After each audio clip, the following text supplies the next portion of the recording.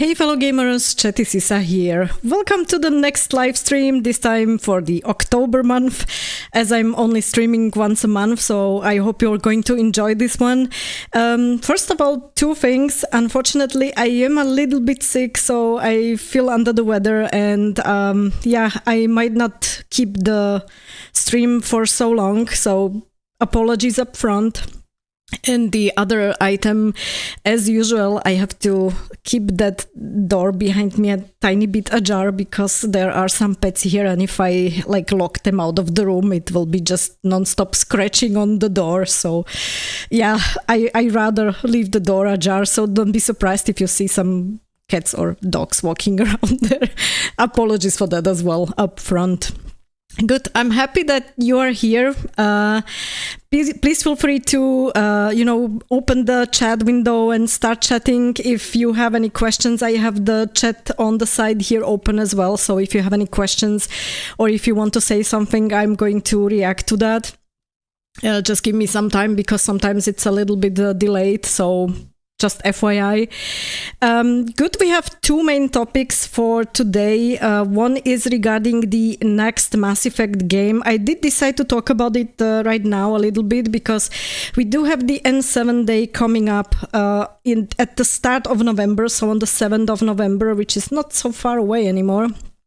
And originally I wanted to do a special video for that N7 day, but currently I'm rather focusing on Horizon and the Horizon games. As you could see, I have posted already part one of the walkthrough. It's not exactly a walkthrough, it's how you pick up all the collectibles and data points and everything. So I hope it's going to be useful for those who are going to play the game and want to make sure that they have 100% gathered all of the items.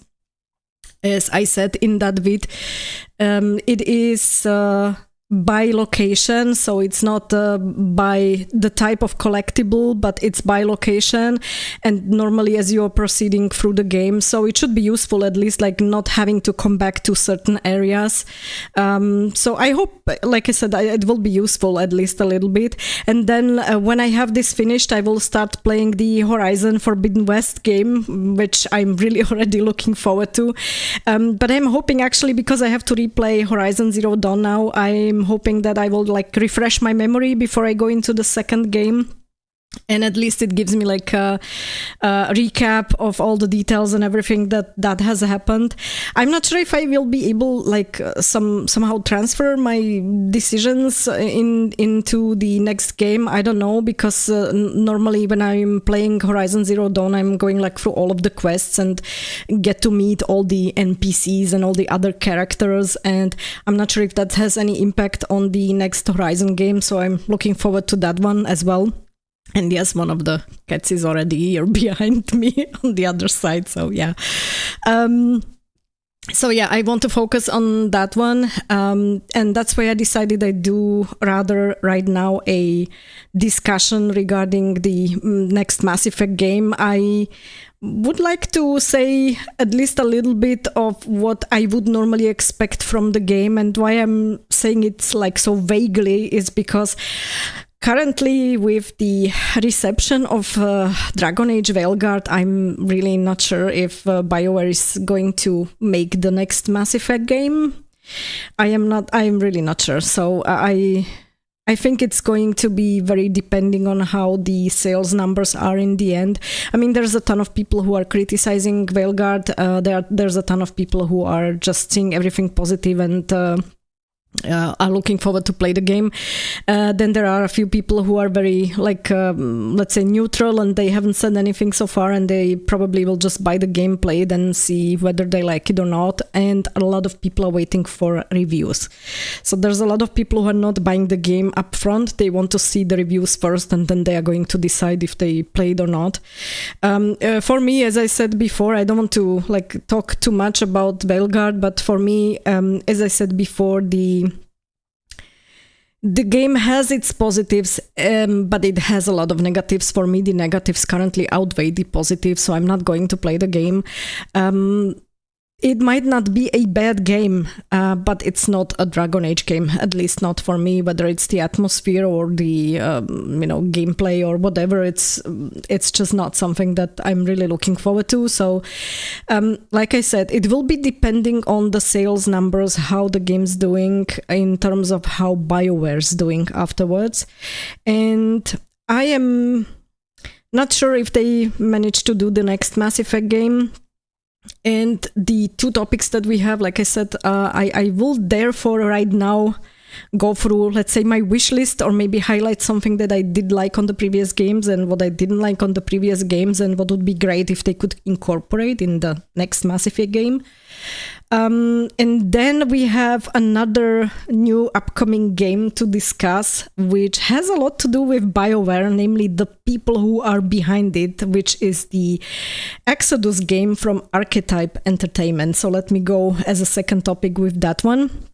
And at the end of the stream, I have a couple of just smaller items that I want to highlight, the usual.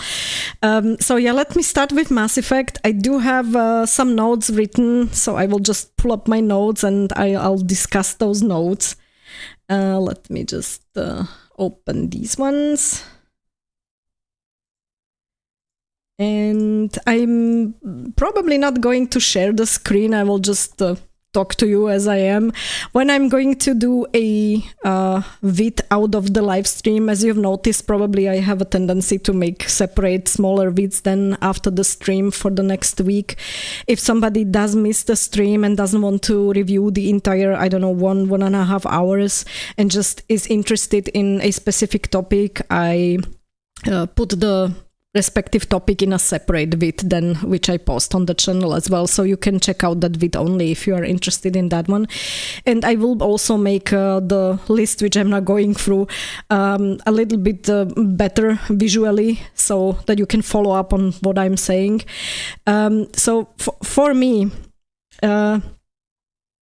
regarding the Mass Effect Andromeda game, and that's where I just currently ended the playthrough. That's one of the things which is like very fresh in my memory. The original trilogy, I did play Mass Effect 3 last year about this time in September, October, November, and I just refreshed my memory. But Mass Effect 1 and 2, that's quite a few years since I have played those. So at least what I'm going to compare to is mostly what I remember from Mass Effect 3 and then now from Mass Effect Andromeda, my impressions. There was a good discussion which I had with one of my subscribers on the last vid which I've posted, so the last part of the Mass Effect Andromeda playthrough. I actually might pull up that one on the screen, because we did basically summarize the impressions from the game there, and I think it's better if I just read it out loud. So just give me a few seconds until I pull up the screen. And let me just maybe share it. And where do we have that?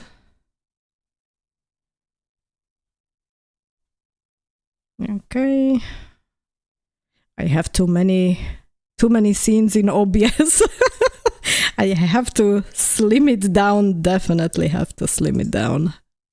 All right, so I hope you can see the screen now. I have to switch to the screen as well, so that I am able to read it, because I'm half blind without my spectacles or glasses. And yes, I have some. I'm already old enough, but thankfully it's not yet so bad that I cannot read the text here. So we were discussing the Mass Effect Andromeda ending, and John, hi John, thanks a lot for subscribing and for all your comments. I'm really appreciating those. So he wrote to me The Andromeda could have been a fantastic, believable gateway to a new Mass Effect series, new galaxy, new timeline, many opportunities. It is said the opportunity was wasted over relatively minor issues that grew to be major with exposure. In a story and dialogue-driven game, the facial animations were like a large stone in the toe of your shoe, unignorable, and I completely agree with you on that one. The quippy and sometimes insipid dialogue, much the same. This game could have been so much, very much a shame it wasn't. And I wrote back, yeah, it is the same what bothered me as well. There were a few more things which I honestly have to highlight, and I will be going through those as well. To be honest, that finale felt a bit uncreative. And some parts didn't make much sense. How could the cat abduct the Hyperion from the Nexus where it was firmly docked?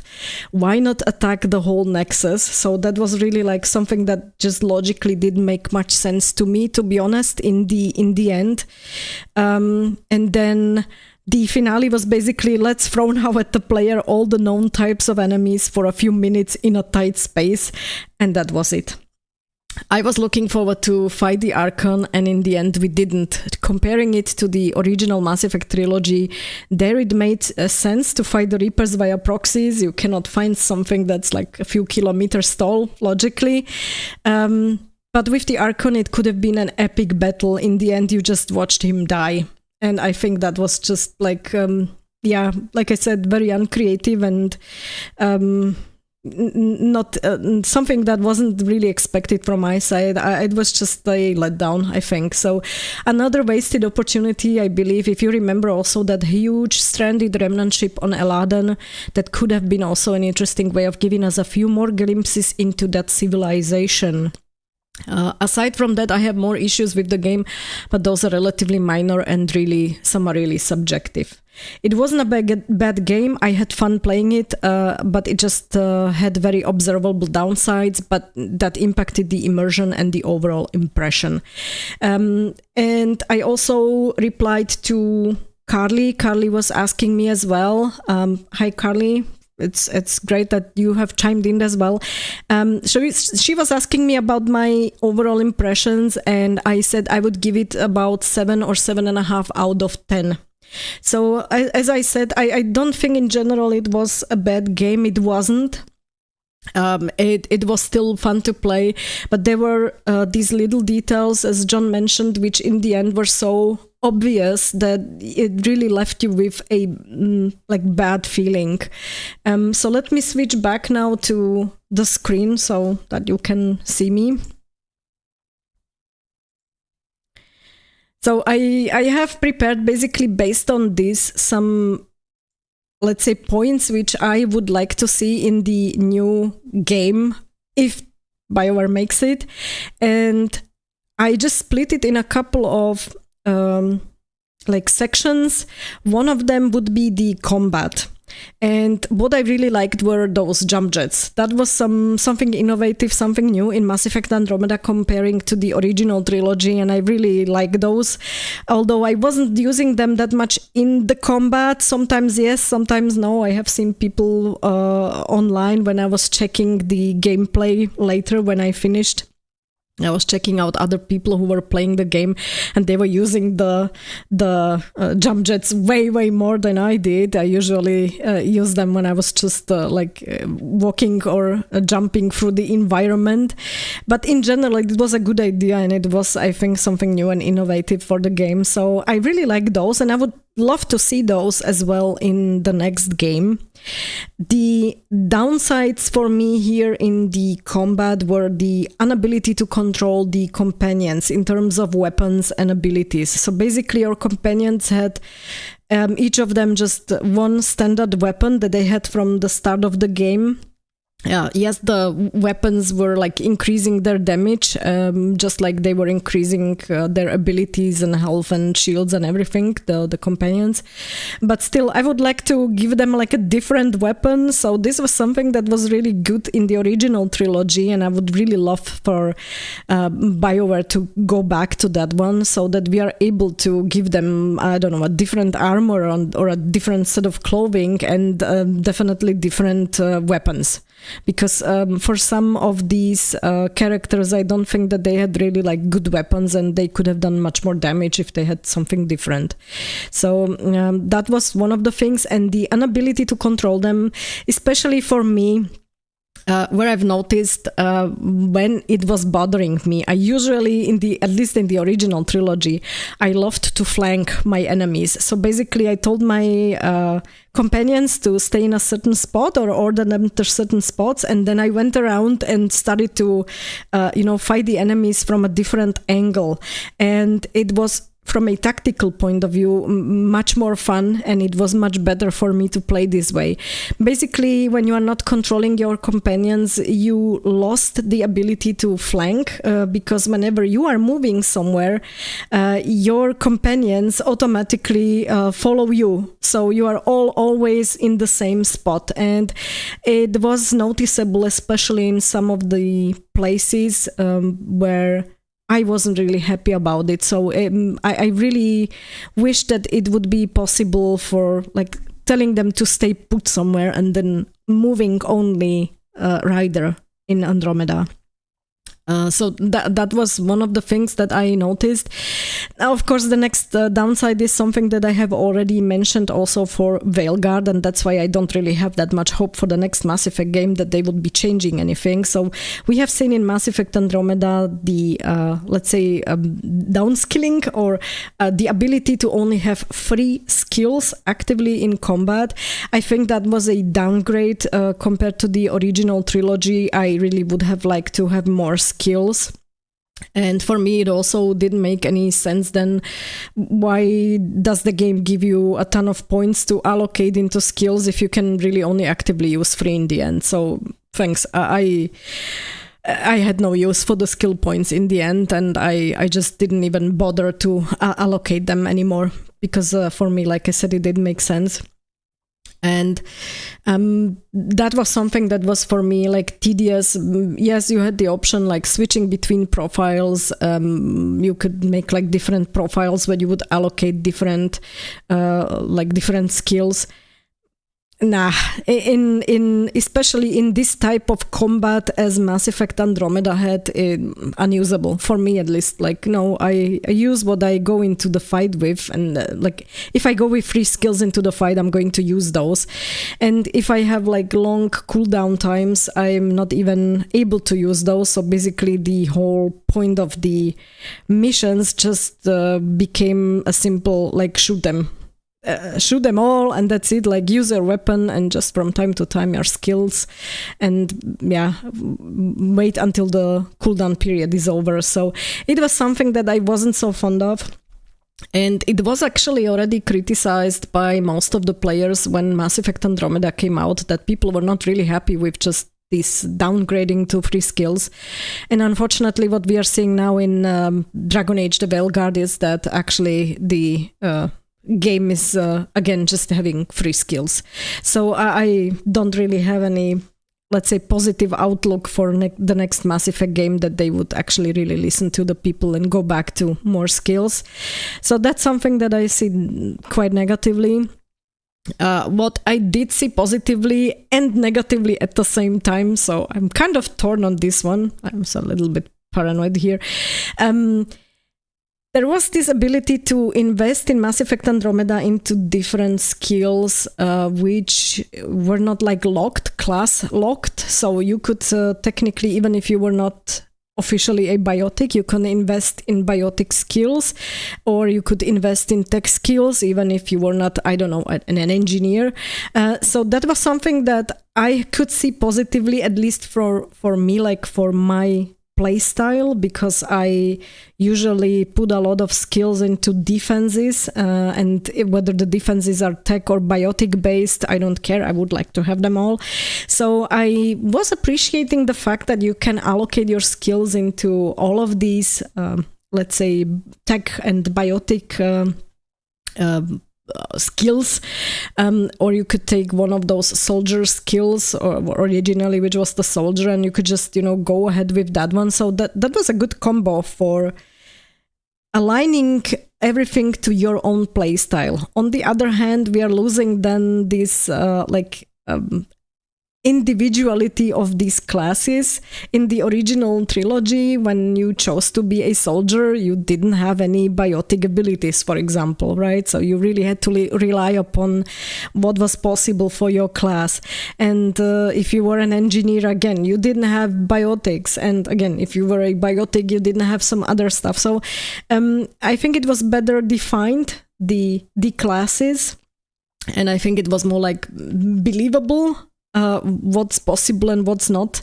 So I'm kind of torn on this one. I did like it, and on the other hand, I think we are losing this like uniqueness of the classes, I would say. Yeah, question mark here. I wouldn't be opposed to having the same option in the next game. Weapons and inventory. First thing which came to my mind, and that was simply because I did the playthrough of Mass Effect 3 the last time with the M11 suppressor pistol. I would have loved to have this pistol in Mass Effect Andromeda. Unfortunately, it wasn't there. So I was kind of missing this one. And then what was a little bit confusing, at least from the start, then I got used to it, but they basically removed these separate pistols and SMGs categories and just put it all together under pistols, which didn't make much sense to me because an SMG is something completely different than a pistol. And then also the SMGs were shooting only 3 rounds, and that's a complete nonsense. I didn't really like that one. Yes, you could fix that with, I think if you invested in some research and development and had something extra on the weapon installed, but still it shouldn't be even like starting in the first place with this option that you only can shoot 3 rounds. That's not an SMG. Come on. So yeah, that one was quite negative. And what I've noticed, and it's just because I am have 2 left hands. What I have noticed is that the disruptor ammo, or all these different types of ammo, which I had in my inventory, I had no clue how to apply them onto the weapons. So that was something that was better in the original trilogy. You knew exactly how to activate them, and you can even see every time when you activate them, you can see it on your weapons that it's active because it's like a small symbol or a sign above the weapon. So I was missing that one. I will be honest. Maybe I just don't know how to do that. I never figured it out. I gave up after a certain time, but it's a pity because there were specialized like ammo types and I wasn't even using them. So yeah. And what I was missing, but that's like small, little, really nitpicky thing. I was missing a fire range in the game, which I had, for example, in Mass Effect 3. I would have loved to test out some weapons, so I had enough like research points where I could have actually develop more weapons and just test them out and see which one is the best for me and go ahead with that one. For now I had to rely upon people online who were like advising which weapons to use, but I would have loved to test it out myself, and I just didn't want to do it like when I'm planet side somewhere, so keep going out somewhere, shoot into the distance somewhere and then go back again to the loadout and change. So I found it a bit tedious. I did try something like that in the beginning, but like I said, it was a little bit tedious. So I was missing the firing range for sure. Next thing, companions. The companions, I would have loved to have like additional companions or optional companions for some of the missions.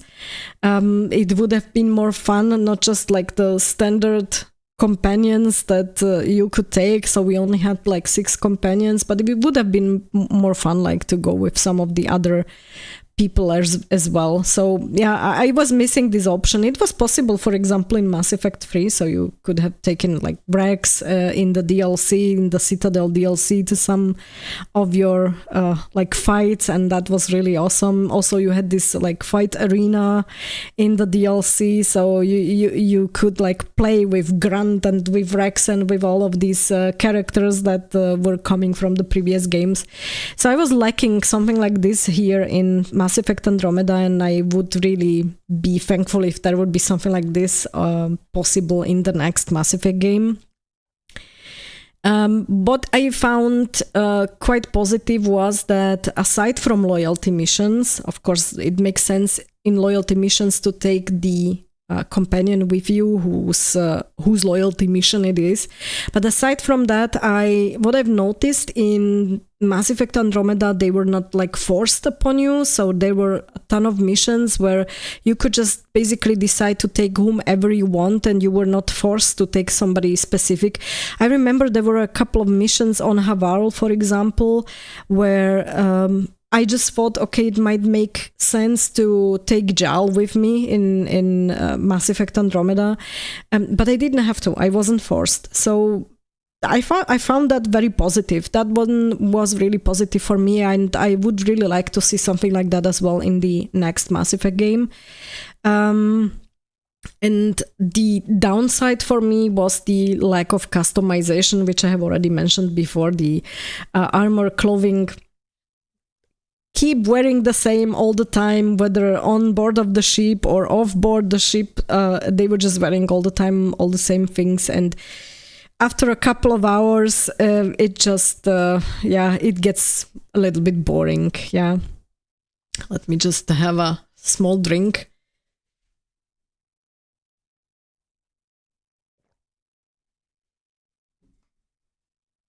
So that was the companions. And then character customization. I found it quite funny that you don't have in Mass Effect Andromeda a separate slider for eyebrow color. I know this is a tiny little thing that most people are like, yeah. But if you make a character with a specific preset, and that character has, I don't know, in that preset, let's say black eyebrows, and you give the character blonde hair, it's just looking awful, yeah, or vice versa, right? So I was missing that one. I think it was just a simple oversight. I am hoping that this is something that they will not repeat again. They really need to like make sure that at least like the basic stuff is available. And now I come back a little bit to Veilguard. Also, if you are making the character customization, what I really like on the Mass Effect games, we didn't have this stupid body type A, body type B, where you couldn't make anything bigger on a woman like a B cup, and where when you made when you chose a character, it actually had a good looking ass, if I'm able to say that this way. But yeah, if I was playing as a female shepherd, at least she looked like a nice looking female. John, hi, nice to see you here. Yeah, eyebrow color is not minor, lol. Like I said, it looks off if you have like a different eyebrow color than the hair color. It's just, it looks weird to me, okay? So yeah, I really appreciate on the Mass Effect series, what we have seen so far was that they really like still kept these normal female, male body types. The characters look, the shepherd or the shepherd looked, whether it was a female shepherd or male shepherd, actually really looked good, unlike what we have seen in the Veilguard character creator. So I'm really hoping that they are going to continue with that one, even though, yeah, like I said, I'm not really having that many positive thoughts about it in the future. Hi. Okay. And then also what I was enjoying in the original Mass Effect trilogy, which I think will not happen anymore, was there were not these stupid pronouns. Yeah, sorry if I say it this way. old-fashioned traditional lady. Yeah, I can't stand this pronoun nonsense. I'm sorry. That was a good thing on the original trilogy, but as we could see already, I'm not sure if you have noticed, it was in the media 1 or 2 days ago that they have created a board game, Mass Effect board game. And suddenly all of the characters in the board game have like pronouns. So Liara, even though she was always a female, and it is also in the lore and canon that Asari are a female race, suddenly she is she/they. So yeah, they have created in BioWare somebody, at least like somebody who can be a they/them. Yeah, what can I say? It's just, I hope something that will not repeat, but I am not so sure. At this point in time, if they are going to create another game, it will be just the same as we have seen in Veilguard, unfortunately. One thing that didn't happen in the original Mass Effect games, which was only available in the multiplayer, was that you could play as a different species. And I think that one was missing. I would really love to see that, and I would really love to have this option to play as a different species, whether it's, I don't know, Turian, Solarian. In the multiplayer, it was possible. I have seen a couple of people playing the multiplayer and post vids about it online, and it was really fun to watch. And I would have appreciated something like this in the single player game as well. So I'm hoping that there will be an option like this in the next Mass Effect game. Exploration is the next section that I have. And yeah, again, something very subjective. I am not fond of driving around in a vehicle. You can probably see it on my playthrough. I'm just a crappy driver. I am just not so great. So I would be happy if we would have the option like of planetary exploration with, some kind of combo like we seen in Mass Effect 3. So you had like a probe which you could send down to the planet, and then basically we were exploring or going on foot. So yeah, I would be very happy if I would never again see a vehicle. But yeah, I'm probably one of the very few. John is writing, I think the original Mass Effect vanilla voices and characters were quite good. Yeah, I definitely agree with you. I also like the voice actors. I mean, Jennifer Hale as the female Shepard, that's like chef's kiss, absolutely top. And I really love to play as a female Shepard, also because of her voice acting skills. I really loved to play as Shepard, female Shepard.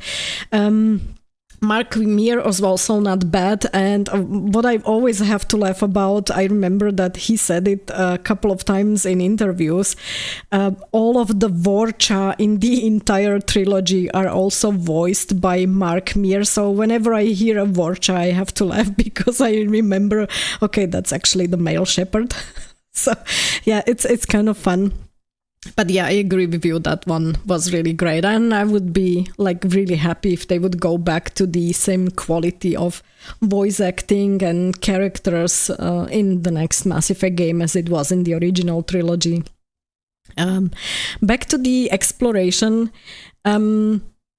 The open world in Mass Effect Andromeda was a bit too much, so what I would really appreciate in the next game would be kind of something like in between what we have seen in the original trilogy and between the Mass Effect Andromeda game.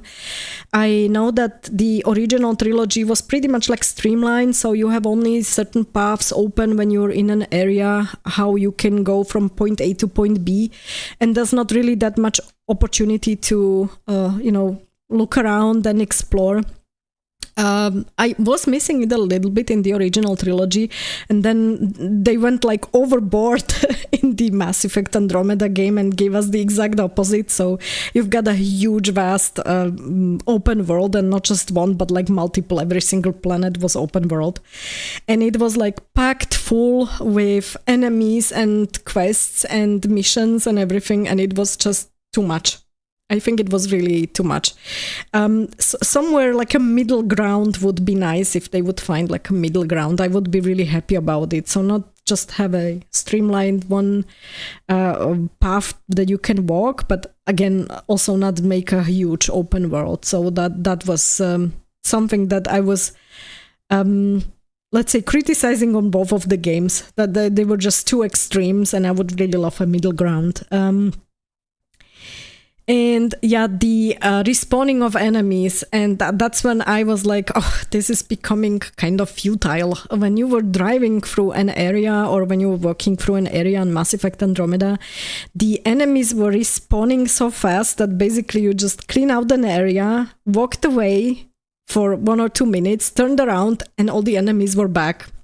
It was just too fast, and it was like, after a while I had the sense like, okay, this was good for nothing. So I didn't even bother in the end. I was just driving through the enemies and through the areas, and I didn't even bother to stop.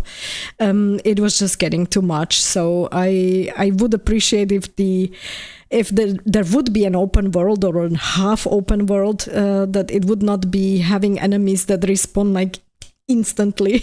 Because it's kind of a frustrating feeling, to be honest. So yeah, romances, important bit for a couple of people, not that much for me, but yeah.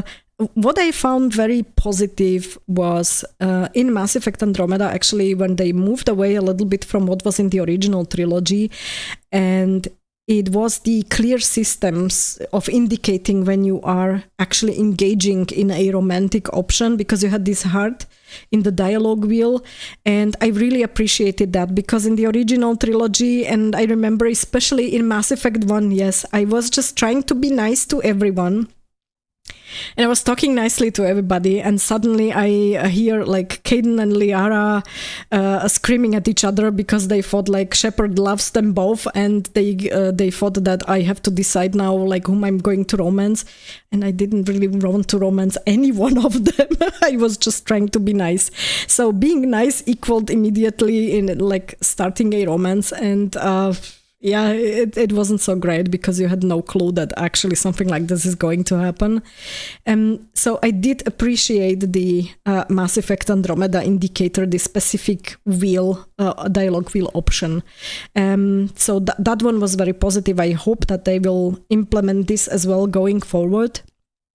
On the other hand, the downside was, at least for me, it was the lack of interesting or likable, let's say, romantic options if you are a straight woman. And I will now say again, straight woman. I'm not saying the characters which you could romance were not interesting, all of them, or they were not likable. They were, but as a straight woman, I want to play when I'm playing as a female, I want to have a romance with a male counterpart, and those that were there, yeah, I didn't really find them so great. I choose in the end Reyes, and basically he lied to me, so I didn't even continue in the romance.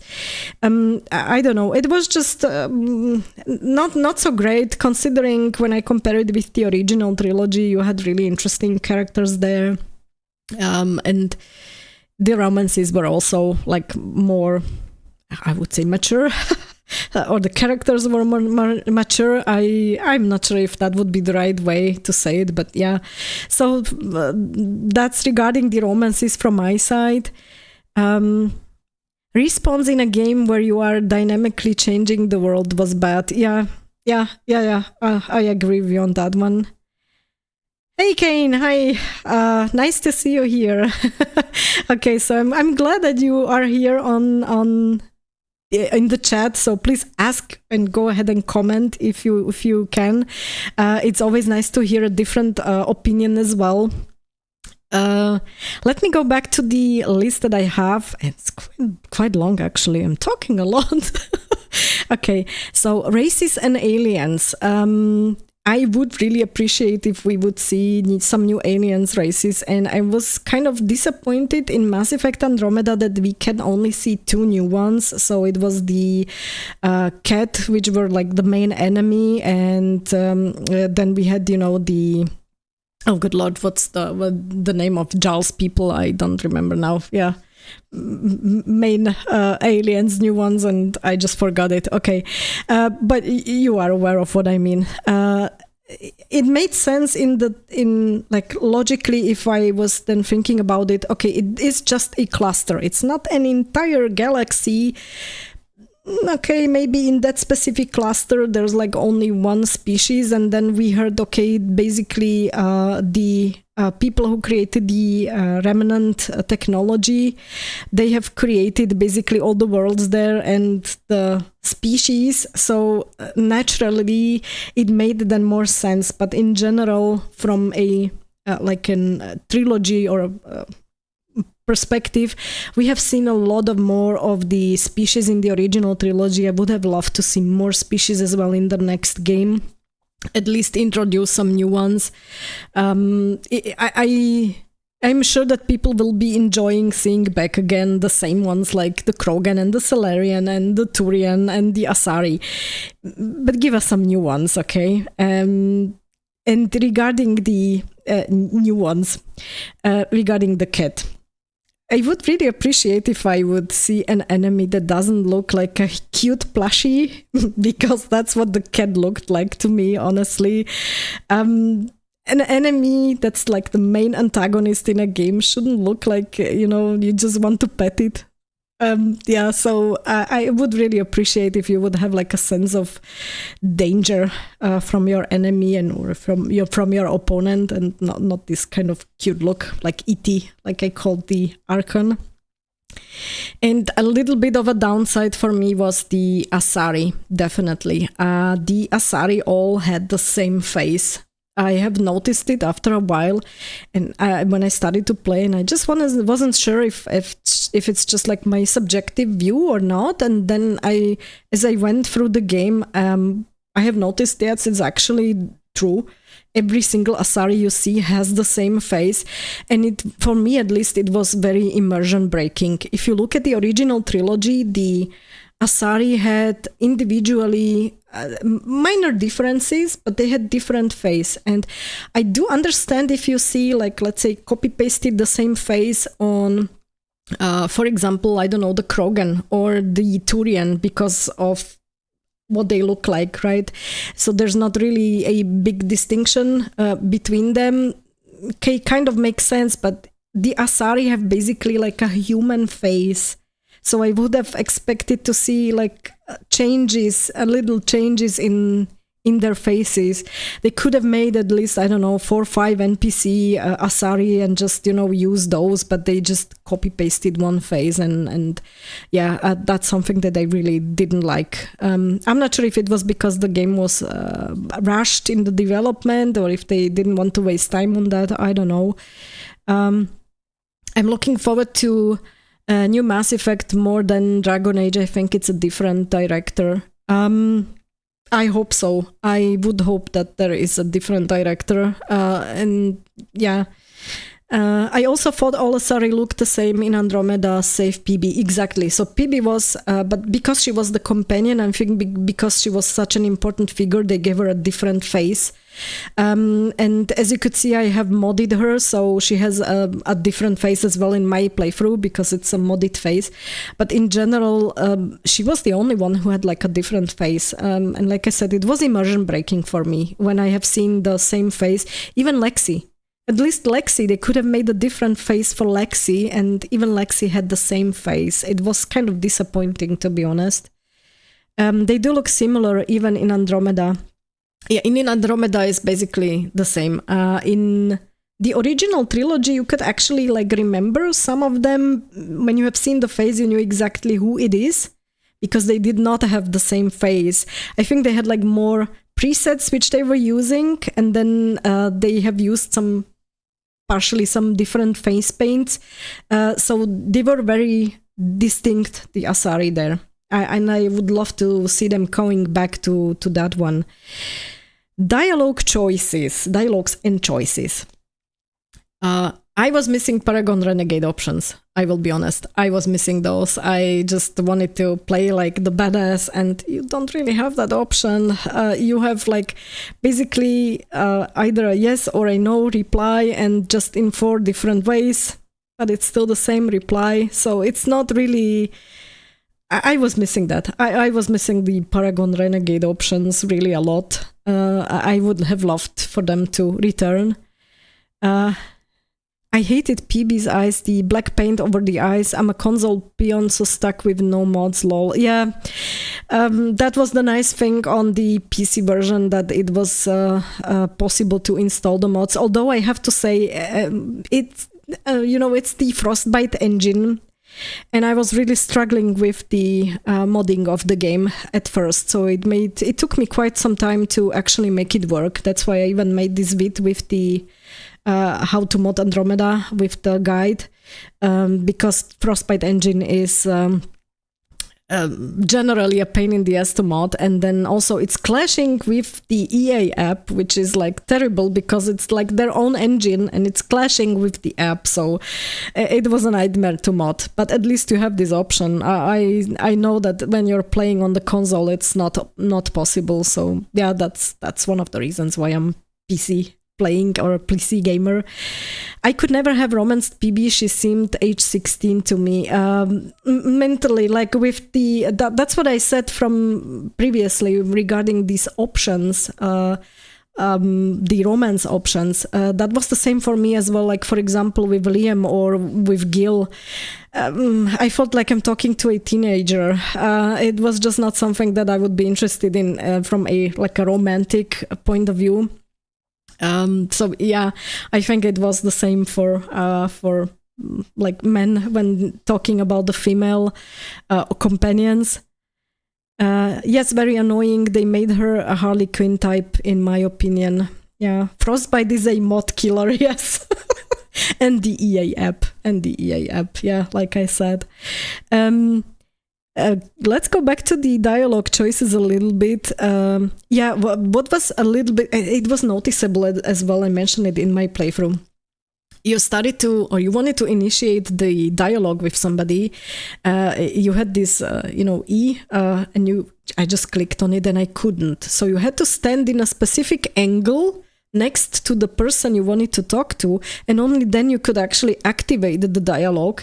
And then if that person was just currently moving, you were so unfortunate that actually the person moved out of the view and you were just staring at a wall and talking to a wall the whole time. And it happened to me a couple of times. It's in the playthrough, and I was even commenting on that, like, oh, come on, no, it was just awful. So I wasn't so fond of that, and I'm really hoping for them to fix something like this in the next Mass Effect game, so that you can initiate the dialogue even if you're standing behind someone's back. It was possible in the original trilogy, I'm pretty sure. At least if you came, for example, to the gunnery where Garrus was, he was standing always with the back to the door, and you could still initiate a dialogue with him, so even from like someone's back. And that was not possible here in Mass Effect Andromeda, and it was really kind of weird trying to find the angle where you can start the dialogue. And then... there were some unclear dialogue wheel options. So basically there was something like, I don't know, dialogue option said, let's go to point A. And I don't know, let's have a drink. And when you clicked on that, it was like, okay, I'm too tired to go anywhere. So just to give you an idea, there was a completely different answer behind what was written on the dialogue wheel. And sometimes I was surprised, like, why is the personal rider, why is the person now saying something different than what I actually wanted to say, what the dialogue wheel said. So there were like logical inconsistencies between the short version in the dialogue wheel and between what the person then actually really said, and I'm hoping that they are going to fix that as well. They should make it more clear what the dialogue option means, actually. And then, yeah, unfinished conversations, party banter. I think this is something that they now fixed already in Dragon Age Veilguard. So I am hoping that they will also do this in the next Mass Effect game, and that is actually to make sure that the party banter does not get interrupted and then never finished. That was like a pain point for me when I was playing. I was listening to something very interesting happening, and suddenly they stopped in the middle of the sentence because something happened on the screen and they never finished the discussion. And I was like, oh, come on. That one was interesting. I would have loved to hear that. So I am happy that they fixed this, at least already for Veilguard, and I'm hoping that they will do it as well in the next Mass Effect game. Okay, then I have saving, gameplay, and controls. I grouped this together. Manual saves available at any time, no block on the saves for hours. That's what happened to me in the beginning when you are starting to play. Whenever you were playing in Mass Effect Andromeda, a main mission, you were absolutely unable to do a manual save, and I was like going crazy because mainly those main missions took a long time, especially in the beginning. So you had absolutely no chance to manually save. Sorry. Yes, you had this auto-saving running in the background, but it was at like after a specific time, no matter in which point of the game you were.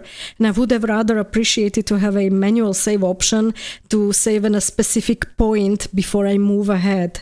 So that one was a little bit something that I really didn't appreciate.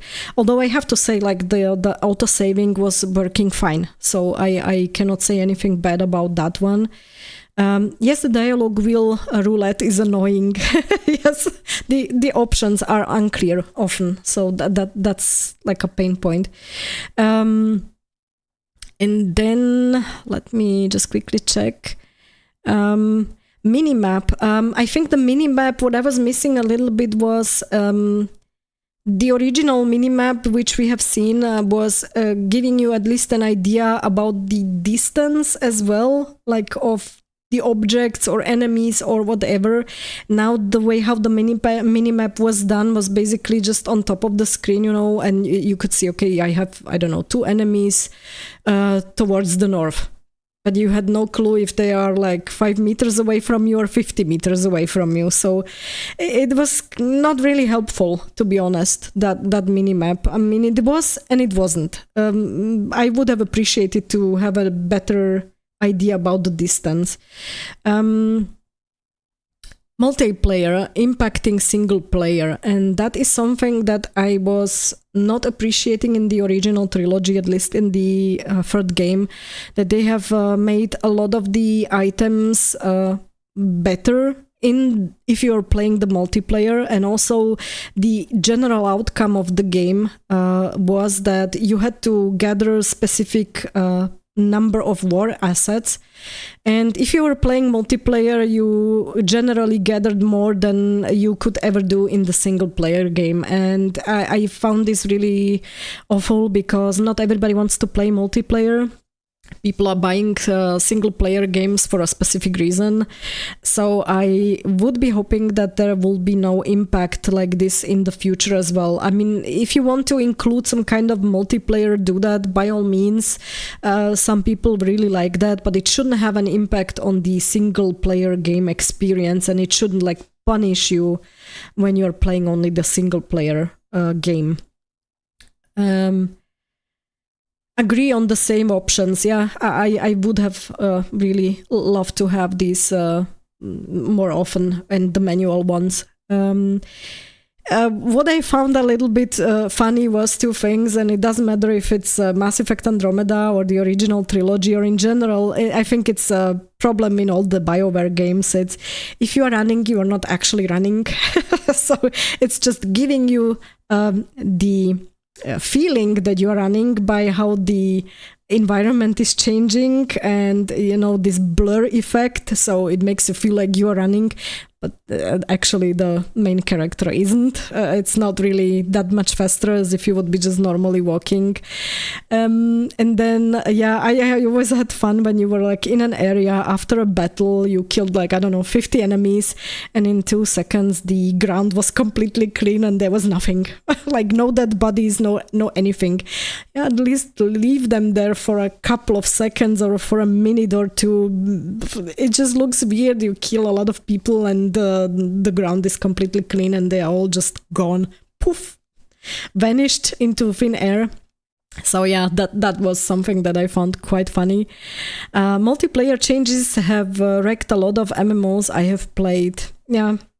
I am not really playing multiplayers or MMOs, so I cannot judge for myself, but it's not really something that I would like to see in a single player game, right? I think it's two different types of games and gaming experience, and not everybody likes both of them. Some people prefer single player and some people prefer, the multiplayer options. That wind behind my horse was an interesting effect. Yes. Yeah, exactly. I prefer dialogue choices in 1 until 1 and 3, 1, 2, 3. Yeah, it's either Paragon or Renegade, but at least you were building Shepherd towards something. Yeah, I agree. It had an effect also in the end, like it allowed for you to more choices, like you could convince somebody like without fighting them, or you could convince them to do something because you had enough of these Paragon or Renegade points, and if you didn't have enough of them, it could have quite like bad consequences. So it actually had really a good impact. So that's a good point.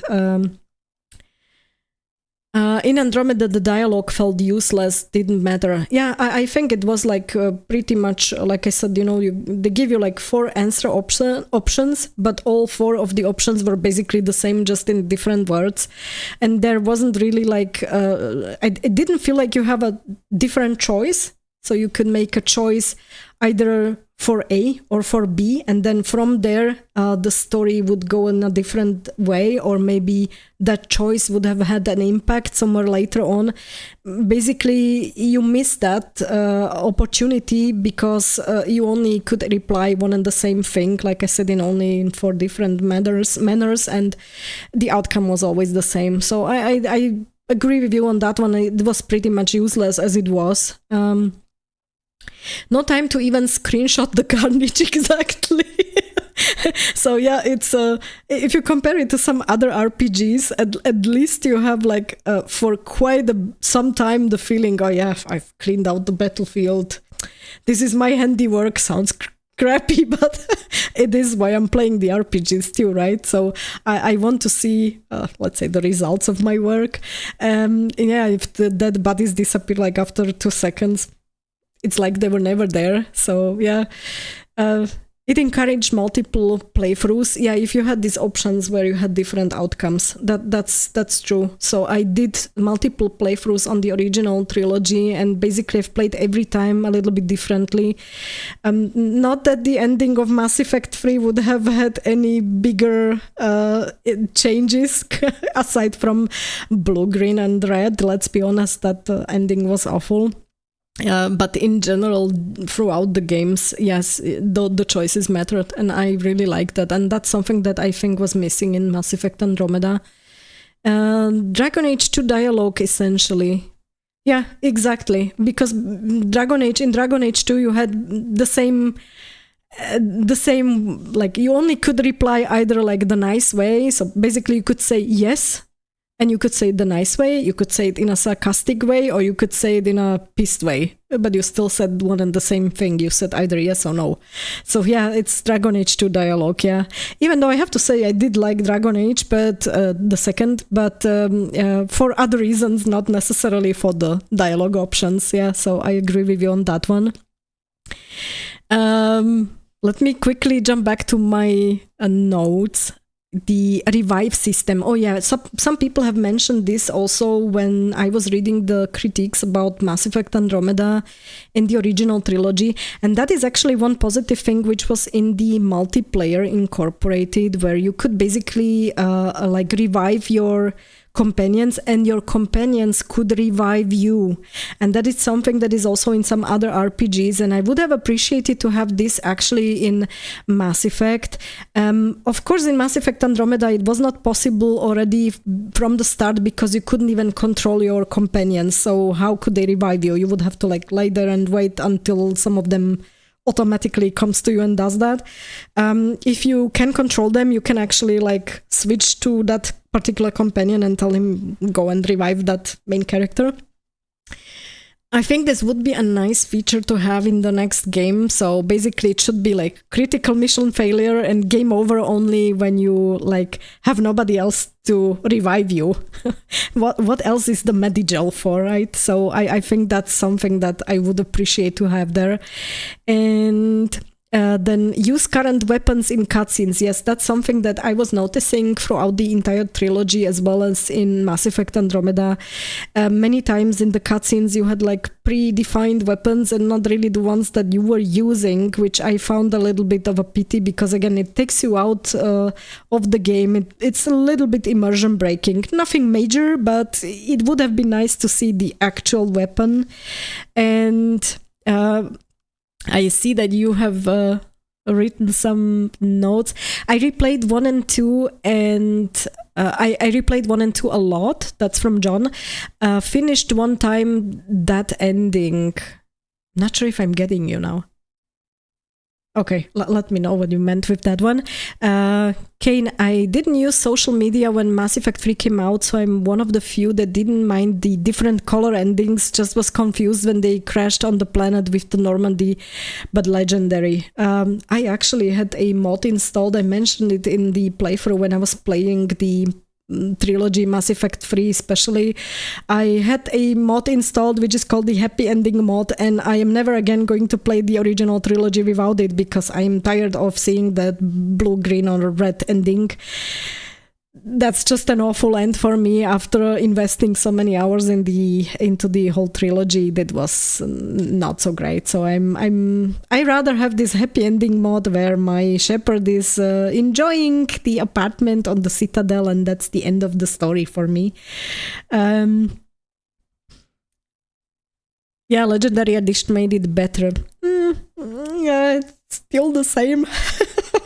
I would advise you to play it with that mod if you ever get to play on a PC and you can mod the thing, install that happy ending mod. It's much better. I've only played Legendary Edition. That's from John. Mass Effect 3 I finished one time. Okay. Oh, all right. So I'm getting you now. It's pretty much streamlined, the third one. So yeah, that the only reason I see why I would play it again was if I made different choices in the previous games, because for example if you didn't have the Quarians, your ending was a little bit different. If you had the Quarians, didn't have the Geth, your ending was a little bit different. If you lost, for example, Tali or Legion somewhere along the way in the suicide mission in Mass Effect 2, then again in Mass Effect 3 it was a little bit different. But in Mass Effect 3 pretty much itself was already streamlined from the point on where you started. So your previous choices mattered. And then in Mass Effect 3, you could see the end result or the effect of those. So we are replaying it mainly maybe because of the Paragon Renegade options. That would be the one thing which I can imagine why. I will check Happy Ending mod. Yeah, definitely. I advise you to do that. It's actually, I think it's pretty easy to install because it's installed basically like a DLC. If you go to the Nexus mods and you check the description, it's pretty detailed and easy to follow, like how to install it. And it's super easy. With the original trilogy, it wasn't done on the Frostbite engine. That's the good thing. So any modding is very easy. And especially on the Legendary Edition, I think they even made the Legendary Edition with that in mind so that you can apply the mods easier, which are coming in the form of like an additional DLC that you just pop into the game. Audemus' ending mod is literally a game changer. I too will not play without it. Yeah, exactly. Same goes for the expanded galaxy mod. Oh yes, yeah, I have so many mods there for Mass Effect Andromeda. That one is one of those. Agree with you. Yeah. And hi, by the way. So that was Deborah, so hi. Quarians were so frustrating. You know, they had some good things and some bad things, I would say. I did like them, because they were tech savvy and they had brought into the playthrough some positives, and they had like additional impact on the game because of their tech savviness, let's say. But in general, when I was reviewing the conflict between the Geth and the Quarians, I will be honest, I was on the side of the Geth. Even though after playing Mass Effect 1, when you finished Mass Effect 1, everybody thought about the Geth only negatively. But throughout Mass Effect 2 and Mass Effect 3, you've got to realize the entire backstory, and that's when your perspective is changed. And I think when you hear that original story of how the entire conflict started, I mean, I was on the side of the Geth, to be honest. And then I had a playthrough in Mass Effect 3, basically, where I had not Tali. And if you don't have Tali, you cannot make like peace between the Geth and the Quarians. You have to side either with one of them or with the other ones. And I was siding with the Geth. So I said goodbye to the Quarians. Yeah. Frostbite was the last point which I had regarding gameplay controls and saving. So please, no Frostbite engine. I'm afraid it will be. If the next Mass Effect game will be done, it will be definitely Frostbite, because obviously they used it now even for Dragon Age the Velguard. So like I said, it's a pain in the ass for modding. It's a pain because it's clashing with the EA app. And I'm afraid if they will do the next Mass Effect game, it will be again Frostbite engine, which is crappy for facial animations, if you have noticed. Mass Effect Andromeda had really bad facial animations, and when you look at what they've shown so far from Dragon Age Veilguard, it is having also crappy facial animations. The mouths are barely moving when they are speaking, and it's like off rhythm with the voice acting. So they're not really. It's not the same when the voice acting starts and when you see the mouth moving. Sometimes there's like a difference between that, and you notice it. It's noticeable. So yeah, I'm not so fond of the Frostbite engine. John is writing so much gray area. Yes, that was the positive thing on the original trilogy, that the more information you got, the more like gray it became. There wasn't really often something like completely positive or something completely negative. There was always something more there. Yeah. I think they did all the races quite well, diverse in looks and thought and culture. Yeah, I agree. That was from Kane. I agree with you. That one was the positive thing really on the Mass Effect trilogy. But I do have to say it was also basically in the Mass Effect Andromeda. It was something like unique, what we have seen. And I think they've really paid a lot of attention to make sure that the races in the Mass Effect Andromeda universe have like a good background story, all of them. Frostbite for Veilguard was a huge disappointment to me. Yeah, for me as well. It means just, again, if people will try to mod the game, and I'm pretty sure there will be a lot of mods for the game available sooner or later. If they will try to mod the game, it will be again a pain in the ass to mod, to be honest. Frostbite is why Veilguard won't be mod friendly. Yeah, exactly. So I think we're all on the same page here.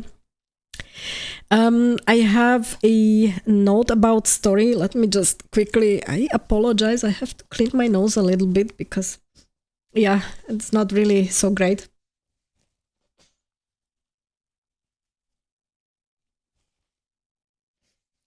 Apologies, and I have to drink something. I wasn't sure this morning, honestly, if I'm going to go ahead with the live stream, because I was really in the morning I was really feeling bad, but currently it's okay. I think it's like because of all the teas and everything. So yeah, I'm functioning for now. Veilguard needs mods. Yeah, definitely. It will.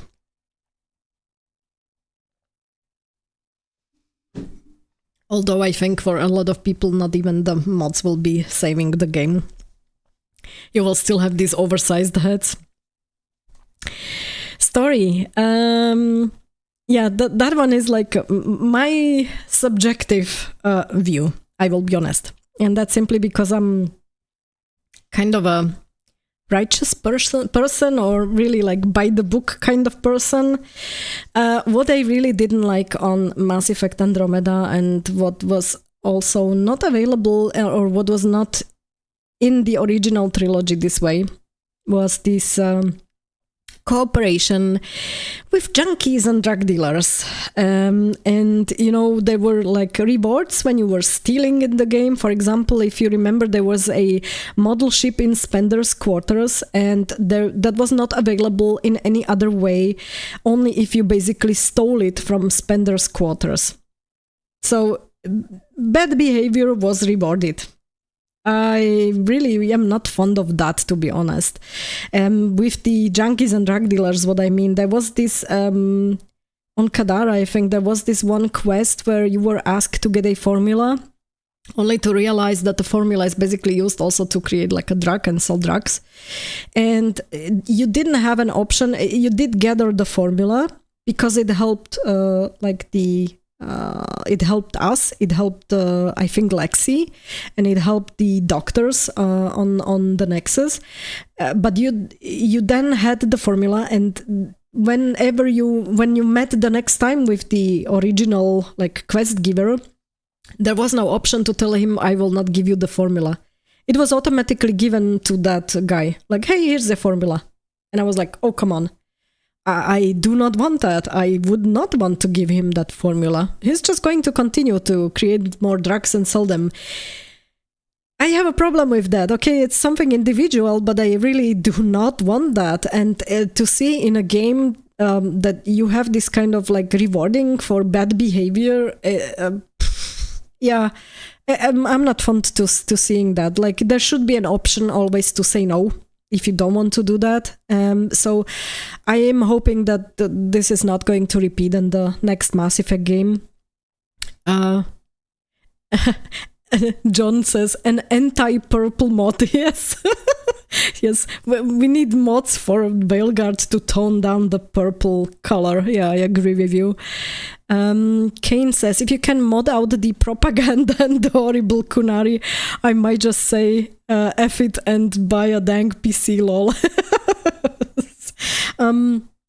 Let me tell you one thing. You actually, regarding the Kunari, you cannot completely mod them out, but there is a save editor which you can install if you're having a PC or if you're playing it on PC.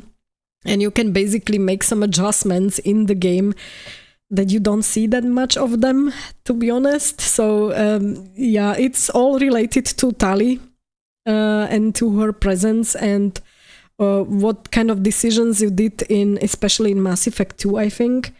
So yeah, and I think you can even go back to Mass Effect 1 and play around with the settings there. So yeah, if you have a PC and you have this save editor and all these mods and everything, yeah, you can actually get rid of a lot of stuff, to be honest. I'm not sure if you can get rid of all the propaganda, but yeah. John says, haha, you have played Skyrim for 12 years and never joined the Thieves Guild for Dark Brotherhood. My boys yell at me for that. I think it's I am very rigid. I'm not sure. I think it's something to do with like because we are older. I don't know. Maybe it's because we are like an older generation. I think because the mindset is a little bit different. I don't know. These days I have the feeling that at least the younger generations, they have like the different sense of what's right and what's wrong. Let me put it that way. I don't really want to go into that much detail. That would be an endless discussion, but I think we are wired a little bit differently. And I usually call it like we have this kind of traditional values. Let me put it that way, you know. So yeah, that was the observation regarding the story. Apologies. Okay, and then we have, like I mentioned, the logical inconsistency in the end of the Mass Effect Andromeda game, which was the Hyperion that was abducted by the cat. I mean, the Hyperion was docked to the Nexus. Why did they not attack the entire Nexus? Why did they like undock the Hyperion and move with it to Meridian? And that one was completely illogical to me. If you see any logical way how they done that, maybe I missed something, let me know, but I don't have the feeling that this was making any logical sense, to be honest. Endless loyalty missions. I really hope that this will be fixed in the next Mass Effect game. I don't mind if like a mission is a little bit longer, in the sense of when one single mission is taking longer, but the loyalty missions here were like, okay, step number 1, then a quarter of the game passes, and then again the companion comes back to you. Yeah, we need to continue in my loyalty mission, and gives you another portion of a loyalty mission, and you are like wondering, okay, how many times do we have to do this? And then you realize some of the loyalty missions are actually like 3, 4, 5 steps, and they end like barely before the end of the final like game. Oh, that's a little bit tedious. So I would really appreciate if the loyalty missions would be like shorter, like they were in the original trilogy. Kane says, hey, the Thieves Guild questline got some good loot. Okay, good loot sounds good. Okay. And John replies, oh, that was a real... What? MacGuffin? Okay, I'm learning new words here, guys, with you. Good. Let me end it here regarding the comparison for the Mass Effect games and what would be, let's say, my wish list for the next game. I think the biggest question mark is what I have is if they're really even going to do that, and if they are going to do that, how they are going to deal with the decisions we have all made in the previous trilogy and in Mass Effect Andromeda, because they already said that they want to like do the next game as a compile all the decisions and all the gameplay from the previous games. And if you look at just the original trilogy, how many options you had as an outcome, and then plus on top of that Andromeda, I have absolutely no clue how they want to like put it all together in one game as a starting point for the next game. I am a little bit afraid they will be handling it exactly as they did now in Veilguard with the Dragon Age decisions. Basically, they ignored the first 2 games, and then you only had like 3 choice imports from the third one. Yeah, and basically they have ignored all of your decisions this way, or majority of the decisions. I'm not sure if I'm happy about what they did, and if this is an indicator how they are going to proceed in the next Mass Effect game, then I think a lot of people will be unhappy with how they how they handle these decisions and how they start the next game. So yeah. That would be it for this section, for the Mass Effect games. The next section or the next topic that I want to discuss is the Exodus game. If you don't mind, just please give me a short minute. I will just take a short break, and I will be back in 1 minute, and then we can look at Exodus. And I have prepared also some bits for you, so it should be interesting for you to watch then, okay? So just a short break, okay?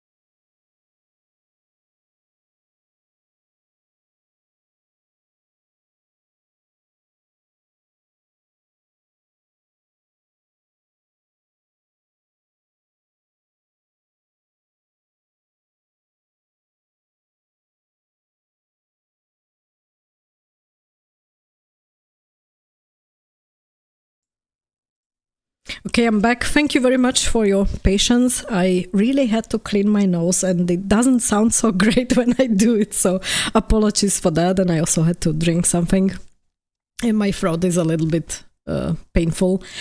I can see that you have written, okay. MacGuffin, aka MacGuffin or MacGuffin, is a term for an object or element in a story that drives the plot but serves no further purpose. I will have to remember that one. Thank you for the explanation. That's a good one. Okay. And Debbie is writing, I do not believe that our choices in all the games will be important. The new BioWare crew is very much clean slaters. Yeah, like I said, I am afraid that they will just, start like with minimal choices and they will just create like a completely new plot line. Not expecting depth from EA Sims devs. EA Sims devs, yes, exactly. I think the current games director from Dragon Age the Veilguard was responsible for The Sims 4. So yeah, really doesn't look so great, to be honest, from my point of view. Yeah, so good. Yeah, let's see what kind of things we are going to get in the next Mass Effect game. It will be, if it will be done. Exodus. That's something which they have also in common, BioWare, but the original people from BioWare, actually those people that made BioWare great and made BioWare what it is, right? Those people are no longer there and they are now spread across multiple studios. I did mention it in one of my vids as well last year. I'm not sure which one of them it is. One of them has made a separate studio and is working also on a new sci-fi game. And then we have seen the Exodus game trailers already and a lot of information for Exodus by Archetype Entertainment. And again, these are people from BioWare. So let me share some stuff on the screen because that might be interesting for you. In case you don't know that, where these people are coming from. Let me just switch it and let me show you the screen.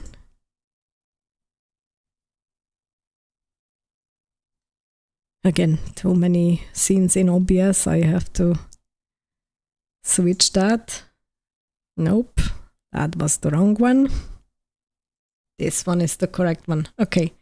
So they have for Exodus on Twitter, they have a separate page on Twitter where they are posting the newest stuff. Let me just quickly go to Twitter. In case you are there, I would advise you to actually check them out. They are posting some new stuff which they have and some updates, etc. And they have also, of course, if you're not there, they have their own like game page. I hope you can see it on the screen, and the homepage has actually more information about the game. They have like a news section and they have the prologue. I did open the prologue. I think this is very nicely done. It's not that much information, but it gives you like the idea what the game is about. And how come that basically every single like alien species that we meet in the game is technically not alien, they are all coming from Earth. But that's simply because there were like various waves of people that were leaving Earth or that they were arriving in that particular Centauri cluster at different times. And the first ones that have landed there have already managed to evolve into something which is barely recognizable as humans. These are the so-called celestials, and it's explained here like the entire like histories. As you can see, it starts with about 2200 AD when people are leaving Earth, and then there's different information on how these human settlers, let's say, created different civilizations, partially also on different planets, and some of them like civilizations rise and fall, so some of them already don't exist anymore, some have continued to evolve further. And I think it's very nicely done how they did it, that they explain to you in just the brief information spots the entire history of how the setting of the game is. And then they are introducing, like characters. So the traveler is basically the main person or the main character you're going to be playing for. Then there will be companions, of course. And then these are the celestials, which I've mentioned. So basically this is, as I understand, your main enemy in the game. And then there is something interesting, basically two things, which I find very interesting is one of them is called the so-called silicates. So humanity will find something which is called silicates. They can only, it looks like gemstones, I think it's described, they can only interact with humans, no longer with the celestials and no more with those that have, like, let's say, transcended humanity and evolved into something different. The silicates will not be like susceptible to them and will not be melding with them. Basically the silicates melt with the humans and they give them additional abilities and skills, and the celestials are actually scared of that. So I think finding those silicates will be very important for you and for your playthrough in order to beat the celestials. There is a good explanation about both the celestials, about these silicates as well. So it's all here. I'm going to post in the description when I have this stream then posted online. I will be then also providing the links in the description, so you can check out the page and these descriptions. And what I really like is that they have also a YouTube page, and they are introducing on their page various, not just like vids, which introduce the game a little bit more in depth. So they have just now posted, for example, a vid about one of the enemy types, which is the so-called Marayama. And the vid is actually narrated by Matthew McConaughey, so it's quite fun to listen to. I was wondering, like, whose voice is that when I heard it the first time. I was like, I know this voice from somewhere, and then it clicked. Oh, that's McConaughey. They are also having here, and I would advise you to actually check it out, they have this founders Q&A, and the founders Q&A is actually with those two founders. It's with the guys who have created the studio, and they are talking a little bit more about the game and how your decisions will impact what's happening in the game. And I think the September Q&A was quite an interesting one. Let me just open it. I'm not sure if you're going to hear it. I will put on my headset. I hope you can hear it. I'm a huge science fiction fan, and I really felt that I had, one more story to tell.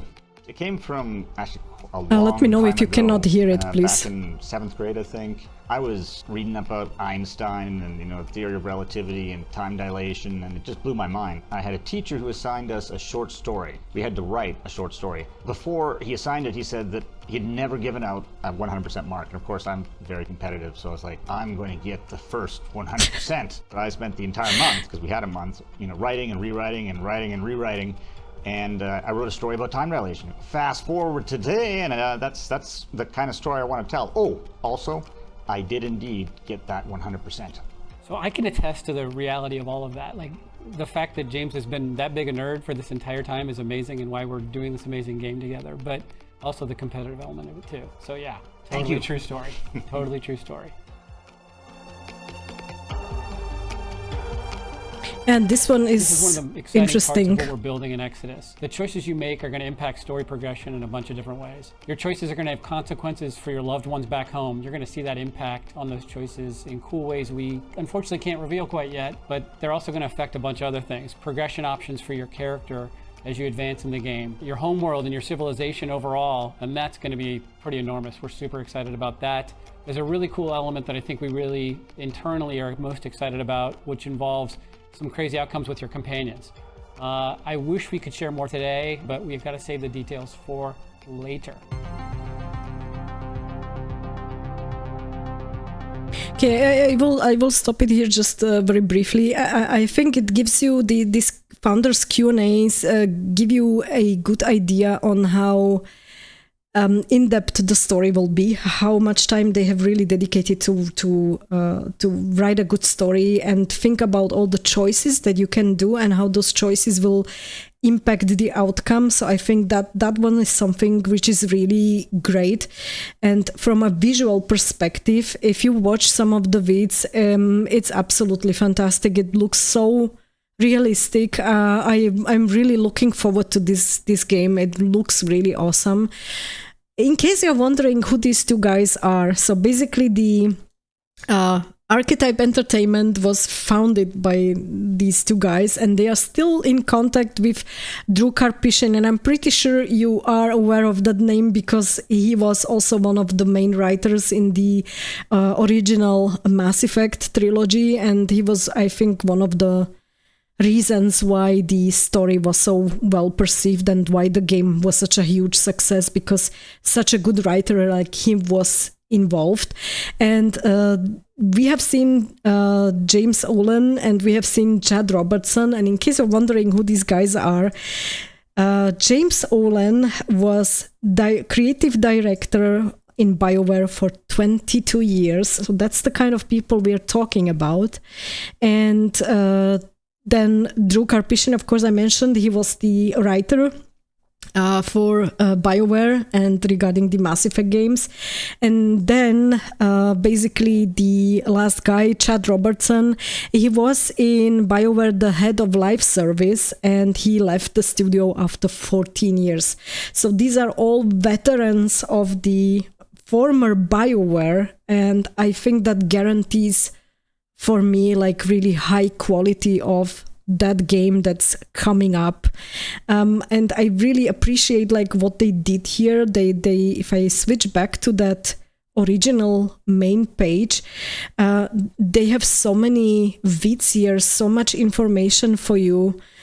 You can see even that they are introducing like these awakened animals, and they have explained it that before, in the past, humanity was basically creating like animal companions just simply by breeding the selectively, and now through the technological advancements they can create like completely new types of animals. Some of them actually will be also one of your enemies or enemy types, and in forms of almost like monsters. So there is a lot that we can like look forward to, and I really like that they are sharing all these little bits and pieces which help you to understand the whole background before the game even comes out. I really appreciate this thought that you can already learn something about the entire like in-game universe up front. And there's a ton of like vids and articles and news and media and everything, and you can even become like a founder. So there's also like a description of what this founders program is. You can put in your email address and join the community, and you will get some additional information and so on. So I really appreciate like what they are doing here, that they are like hyping up the game even though it's still not finished. But it is something really nice to look forward to. And to be honest, for me, what this means is if the current BioWare, which is a shell of the original BioWare, will not succeed after Dragon Age Veilguard, and they will not create any new Mass Effect games, at least we have something else to look forward to, and this is a thing that's done by the original people from BioWare, so the, let's say, original quality that we are used to. And I'm really, really looking forward to this one. So let me switch back the screen maybe. So I hope you did enjoy this little segment regarding the Exodus game. I'm not sure if I'm not going to do a little like segment or a vid on that game as well. There are already a couple of people who are covering it, and I think that they have made quite some good vids already where they compiled this information from what we have seen so far. So I will probably do it as well, but probably at a later time when we know a little bit more. And when we have a little bit more information. For now, I would definitely advise you to check out the homepage and the YouTube page with all these vids and these founders Q&As. So they really tell you a lot already, like good hints, what you can look forward to. I really do love me some timey-wimey stuff. Yes, that's something which I'm really like curious about, and that's how much really this time dilation will have an effect on the game and on your choices. They said that basically for some of the choices you will not see an outcome for like decades or even centuries, which made me wonder, okay, how do you want to see then the outcome? You will probably not see it as the traveler anymore, because I doubt that the traveler will be around for such a long time. So probably just when you finish the game, you will be able to see like multiple worlds probably and how they are doing based on your decisions, what you did throughout the game. I don't know. It's definitely something that I'm really curious about, and I wonder how they want to like implement this time dilation on like a longer time scale. So basically, as I understood, you will have to plan ahead very carefully in the game, which will make you think twice about some decisions. So I'm really, really looking forward to this one. This will be a game where, as they described it, many of your like experiences in the game can be very unique, and somebody else playing the same game might have a completely different experience, which for me adds a ton to the replayability. Absolutely. I really think that this game will have a high replayability. That was what I found exciting, actual consequences. Exactly. Yeah. And I think it will also play a role, like I said, these silicates. Like if you find the silicates, and I think they said that you can decide whether you want to use the resources that you find, whether you want to use them like weapons against the Celestials, or whether you want to like use them for the advancement, rather like a scientific advancement of your humanity. So you will probably not be able to use it in both ways, and then it's a question, what outcome will each of those choices have? I'm really looking forward to that one, to be honest. It's got a solid art style that hits me right in my wheelhouse. Yeah, like I said, I really like this realistic look, at least on the characters. The first, if you remember last year during the Game Awards, I think they shown the first trailer, and it was actually introduced by McConaughey, now that I am saying it. Yes, exactly. It was introduced by McConaughey, actually. And that first trailer was, I think, really throwing me off my chair, because it was like as if I would see a successor to Mass Effect. It was really giving me exactly those vibes. So this is really a sci-fi game that I'm looking forward to a lot, to be honest. Yeah. So yeah, that was awesome. Like I said, I will be following up on that game. If there is something like really a huge reveal or something, then I will let you know. I'm not sure. I mean, this year we have the Game Awards, I think somewhere at the beginning of December. I'm not sure if there will be something new again regarding Exodus, if they have something new to be revealed, if they want to do it like every year, maybe something a little bit here and there, or if there is just for now everything on their pages and on their YouTube page to where we can follow up. I don't know, good question, but like I said, I will keep an eye on that for sure, and I will let you know. So yeah, that would be for Exodus. I'm not sure if you want to see something more of that or not, but I will definitely give you all the links in the description, so you can check it out for yourself. And I'm looking at the time, and time's running, and it's starting to be a little bit late here, so I have a few other topics which I just want to mention very briefly now at the end. indie games. I'm not sure if you have noticed, I have started to follow up on some of the indie games because a lot of the devs don't get a ton of exposure. They don't have like a big marketing behind them, and the game journalists are not really writing about most of those games. Nobody really cares. And I found a couple of these indie games which are looking really great. They are very interesting, and I think they deserve like more exposure.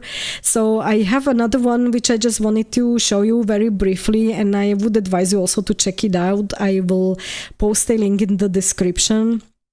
It actually has a demo available on Steam. I haven't had the chance to play the demo yet, but I'm planning to do it like I did with Arco the last time.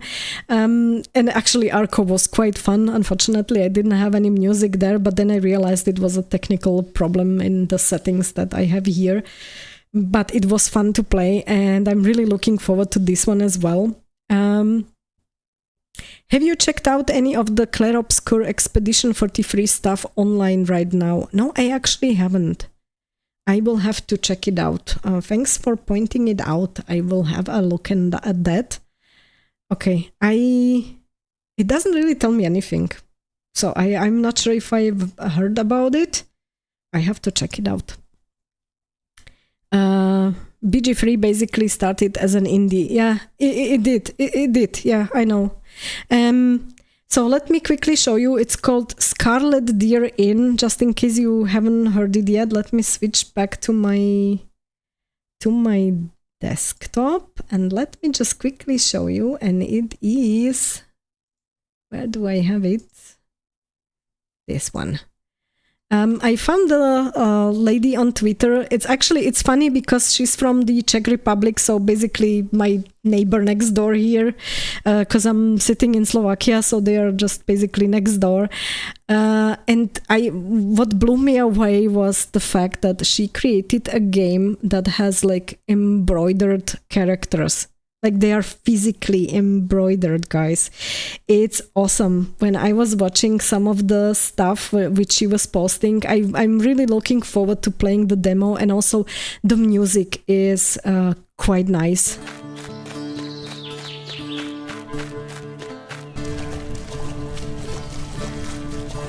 So I'm pretty sure if you have played The Witcher, it will remind you a little bit on The Witcher.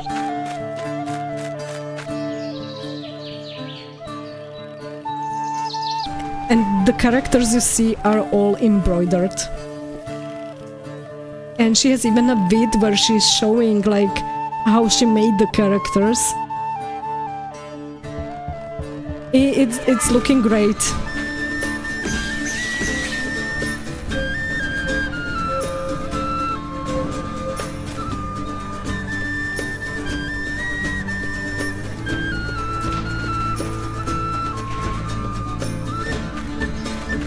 And I like the music. I will be honest.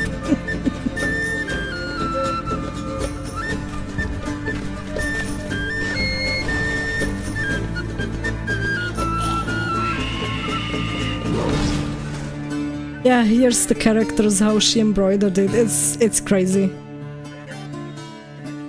Can you imagine the amount of work and effort that went into this? I mean, I admire these people who create something like this, because you've got to have an idea to do this. That's a fantastic idea. It's something very unique. I've never seen this before, so I'm really very curious, and I want to check out the demo on Steam. So I will definitely post the link for this game after the stream as well in the description. So yeah, check it out. It's called Scarlet Deer Inn. It's on Steam available. And yeah, like I said, it's really awesome. And the other thing which I wanted to point out for some of you, and also those that are following up on Mass Effect and maybe some other games, I am pretty sure if you are following me on Twitter, you have already seen and heard it. There's Carly. She has her own YouTube channel, and she's creating vids which are like tributes to games that she likes, especially Mass Effect. There's Mass Effect. And then she's creating a ton of vids about Red Dead, mainly Red Dead Online, but also the normal standard Red Dead. that. And to a ton of other games. So she's having like more, let's say, tribute vids and vids that showcase a different side from the games. Check out her channel. She has really interesting stuff there. And why I'm doing this, let's say, shout out is because I've seen she has like 951 subscribers, and I would love to help her to get to, the 1,000, because when she gets to 1,000, she could be monetized, and I would really love to for her to be able to monetize the vids. She's putting so much work and effort into the vids that she's creating, and you can see she has already 268 vids, and I think the work that she's doing is really awesome. So please check out her channel. I will also post the link in the description below. I think the channel is worth checking out, and look at the vids that she has. So I just wanted to give a shout out to these two things. Let me switch back now to my face on the screen. Yeah, I can see it's still in dev. Oh my goodness, embroidery, amazing. Yes, exactly. That is why I was so blown away by that indie game, by that one. There is a ton of indie games that are coming out, and like I said, these people are like oftentimes working on these games alone or in just very small teams, and nobody really they don't have means to do any marketing. Nobody really pays that much attention to them.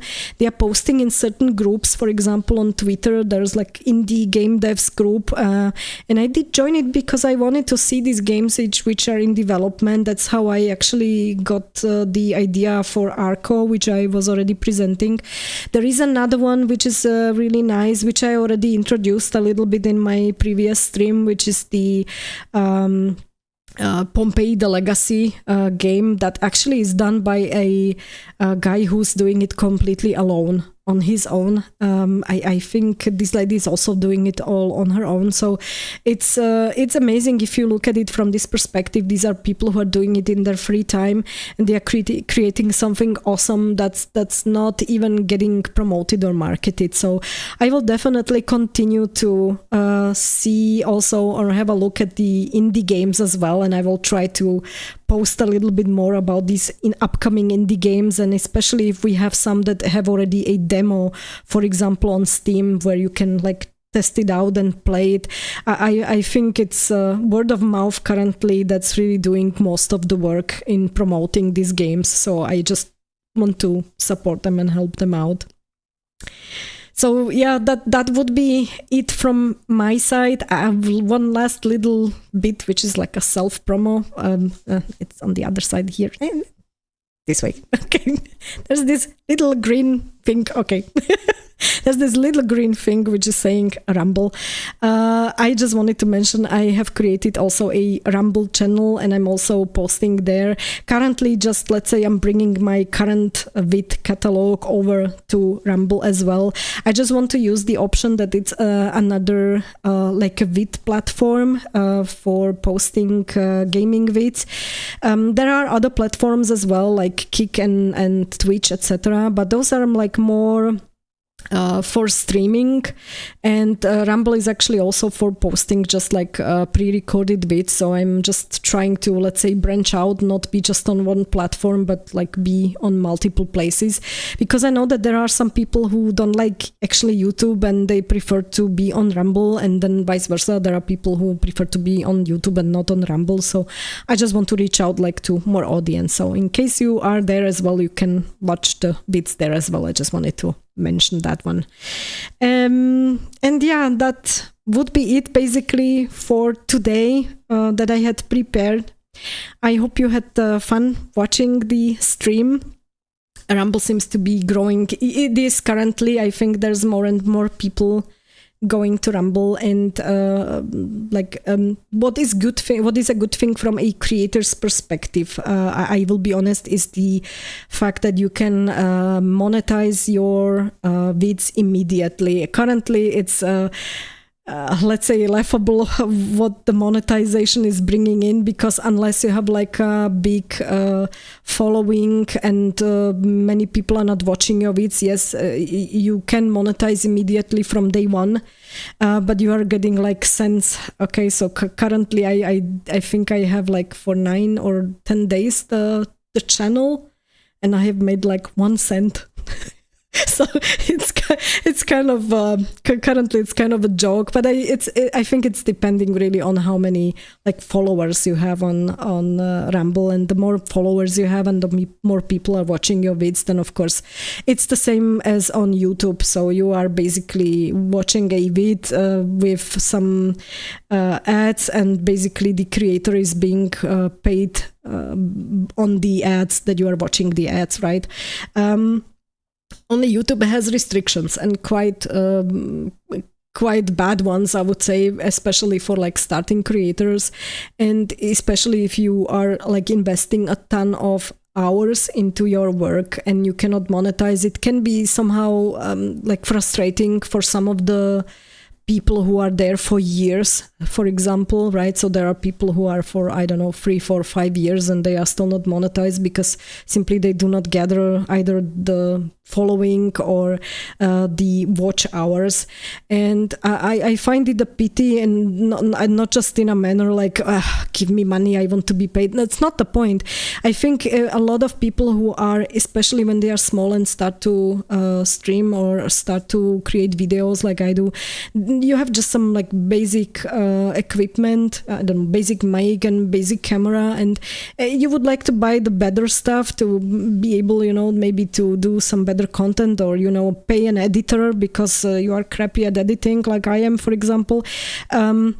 So that is something what the monetization would be good for, right? So that's why I think Rumble is a little bit better in terms of the monetization and the these options as YouTube, because they don't have these restrictions. But again, yeah, as you heard, it's relatively funny amounts for now. So in terms of the monetization and YouTube, I would, like I said, I would love to help Carly getting to these 1,000 subscribers, and at least like be able to get something back for all these hours that she has invested in all her vids and the quality content that she's doing, because the editing she's doing is chef's kiss. So yeah, check out her channel.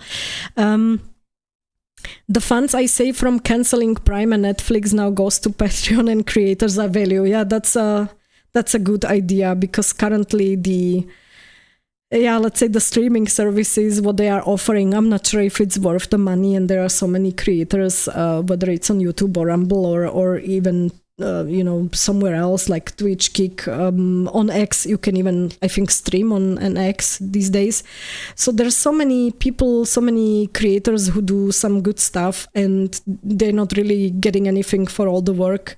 And on the other hand, people are paying for, I don't know, like you said, Netflix and Amazon Prime for, watching maybe once or twice a month something, and not really getting that much for your money, to be honest. So yeah, I think it's a good idea to have a look at the other creators as well, who are like the smaller creators, and try to support them as well. And especially, like I said, if they are like for years there and producing a lot of good content, and maybe would like to do something more but just don't have the means. So I think it's really helpful for them as well. Okay, so yeah, let me stop talking and chatting. It's just, by the way, it's 10 p.m. So just so you are aware, currently, I think my dogs will slowly start to ask to go out. So I will be ending the stream for now. I would love to thank all of you who have been here. It was really nice to have you on the stream and to chat with you in real time. It's something different when I see the comments and we communicate through the comments and I can reply to you. And it's something different, and it's a different feeling for me also when I see that you are here and we are basically talking like in real time together. So it's really great. So thank you for being here. Thank you for subscribing. Thank you for watching my vids. Thank you for all the comments. I'm really happy that you are here, and I wish you a very nice evening and rest of the weekend. And I will try to post again next Tuesday some interesting vids for you. So thanks a lot for watching. Stay tuned and game on.